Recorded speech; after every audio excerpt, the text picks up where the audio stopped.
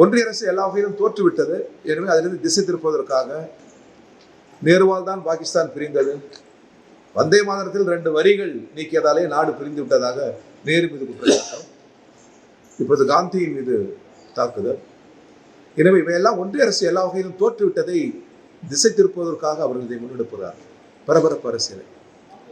நாடு ஒரு நல்லிணக்க நாடு. கிறிஸ்தவர்கள் பல இடங்களில் தாக்கப்படுகிறார்கள். ஒன்றிய அமைச்சர் வாய்மூடி இருக்கிறார். எதை செய்ய வேண்டுமோ அதை செய்யவில்லை. நம்முடைய நூற்றுக்கணக்கான படகுகள் பிடிபட்டிருக்கிறது இலங்கை அரசு. அயலுறவு அமைச்சர் என்ன செய்கிறார்? பேச வேண்டும் அல்லவா? சிறையில் எவ்வளவு பேர் இருக்கிறார்கள்? இது இவ்வாறு தொடர்ந்தால் என்ன செய்வது? ஒரு அழுத்தம் தர வேண்டும் அல்லவா? அரபு நாடுகளில் பலர் வேலைக்காக சென்ற நம்முடைய சகோதரர்கள் எவ்வளவு பேர் சிறையில் இருக்கிறார்கள் செய்யாத குற்றங்களுக்காக.